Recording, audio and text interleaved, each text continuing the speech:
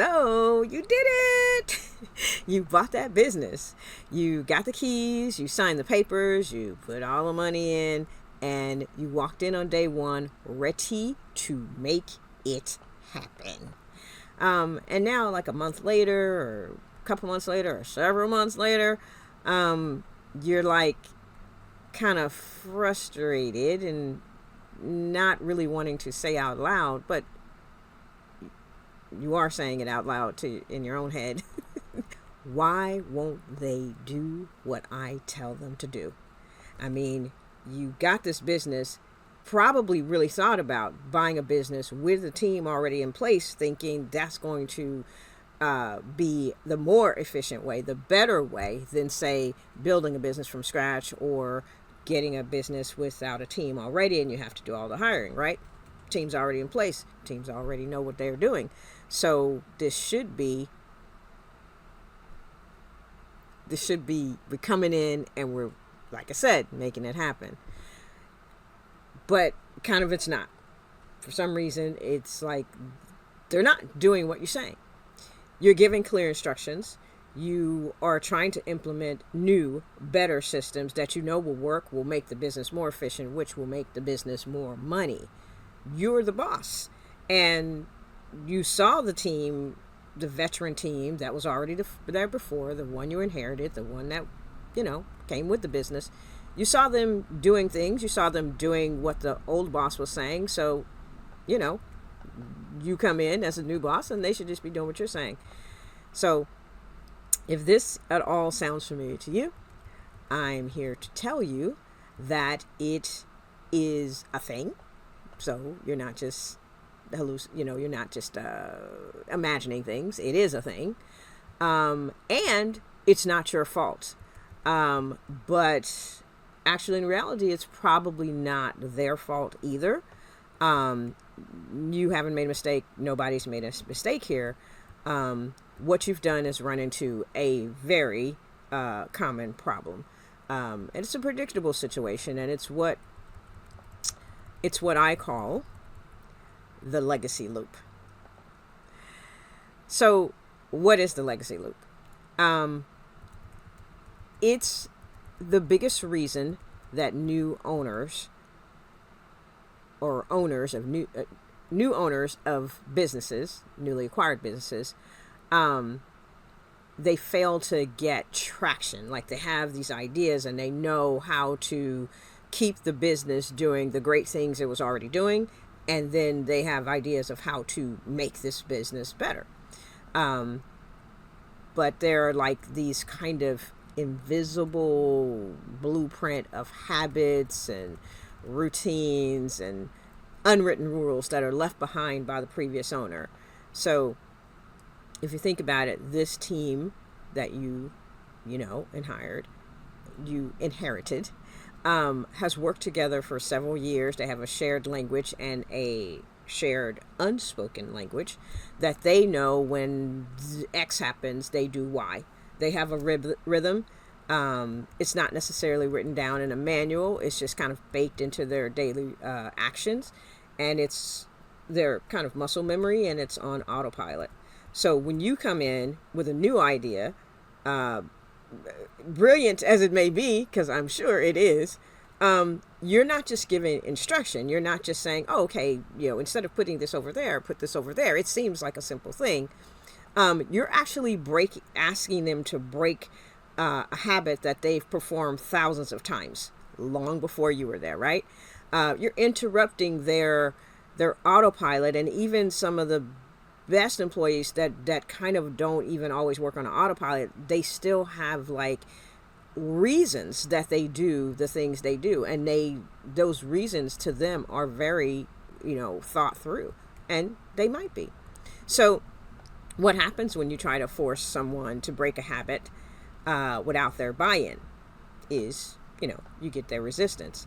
And again, it's not because they're bad people or they're bad at their job or because you're challenging, it is because you're challenging the very system that has felt safe and predictable to them for years, right? So your new instruction feels it could feel like a threat. It could feel like turbulence, but it also may just be on deaf ears, right? It just might like not make any sense, and not in the way of like, oh, that's a crazy idea they just said, but like you might say, you know, they might be doing, like I say, putting something on the right, and you might say put it on the left, and they kind of hear that as, well, he doesn't really need it on the left because it's never been put on the left and he made a mistake, or it really doesn't matter if it's on the right or left. Like they're just not hearing that it's like you know, a specific thing that needs to be done. It, you know, that's one way. There's many different things. So I can give you an example of a client that I worked with before. He was a new business owner, a brilliant professional who just acquired a specialized technical service firm. And, you know, he was at his wit's end. And when he came to me, he's like, listen, you know, Mel, I tell them what to do very clearly, but for some reason they just don't do it. You know, they might smile and nod, they might agree, they might, you know, seem like they might not hear me. I mean, I've tried different things, but they're just keep doing it the old way. So I came and I asked him, you know, when he talked to me about this, I asked him one simple question. I said, so have you asked them like why they don't do it? And he hadn't. He told me he hadn't. He just is so focused on doing the thing in the business that he wanted to do, that he came there to do, that he's skilled at doing. And, you know, he didn't really see what asking them why, and also taking the time to ask them why, what that would do. But he agreed that maybe I should come in and do that. So I went in, and basically my framework is to start out with really observing and listening, right? So I scheduled like meetings with every one of the employees, not just the ones who are managers or key employees or whatever, but just every one of them. And I came in to let them know, first of all, it's a safe space and that they can like speak to me freely, and just ask them what is their process from soup to nuts. Like what is it that they do there, and how do they do it, and how they see the business operating.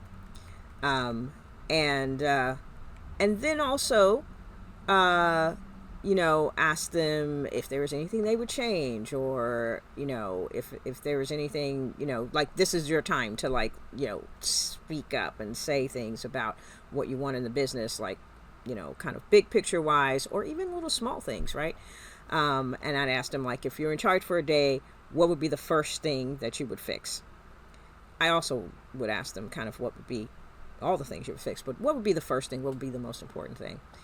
And so, ironically, without even implementing a single thing, within the first week of us doing this, the whole dynamic started to shift.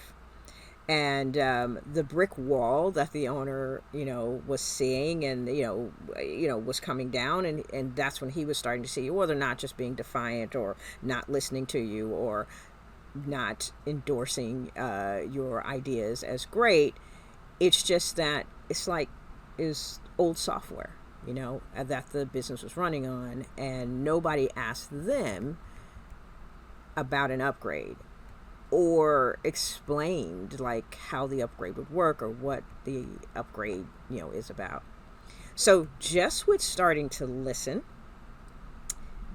that makes a huge difference. We were able to diagnose some real friction points, a new plan together, and the business started to feel the real momentum, just like I said, really quickly in that first, you know, few weeks, certainly within the first month of us just coming in and doing that, and stop just commanding new things and start diagnosing. So what's the lesson here for you? If you're a new owner, of a newly acquired business and you're feeling resistance from the veteran team that you inherited, um, basically, you know, your ideas are good. Keep your ideas. Don't get rid of them, but don't push. Don't push harder. It's not about, you know, being more forceful. The first and most powerful step is to basically stop talking and really listen. And it's kind of important, just a little caveat there. While it's important to listen, it's sometimes owners come in and they say, "Hey, I'm a new owner, and like, what do you want to do?" Like, I want to, they start out with the "I want to listen" thing. But it's better that you come in and kind of let them know your ideas and kind of really clearly express what you will want them to do, and then listen. So then they have something to reflect on. So, my question for you is, what's one old way of doing things that you're struggling with to change with your team right now? So you're in your new business and they have like ways that they've been operating for years and you would like to see something very specific change. I'd love if you could answer in the comments below. I'm really curious to see what everyone is up against. Please leave your answer in the comments, and I look forward to reading them. All right. Thank you.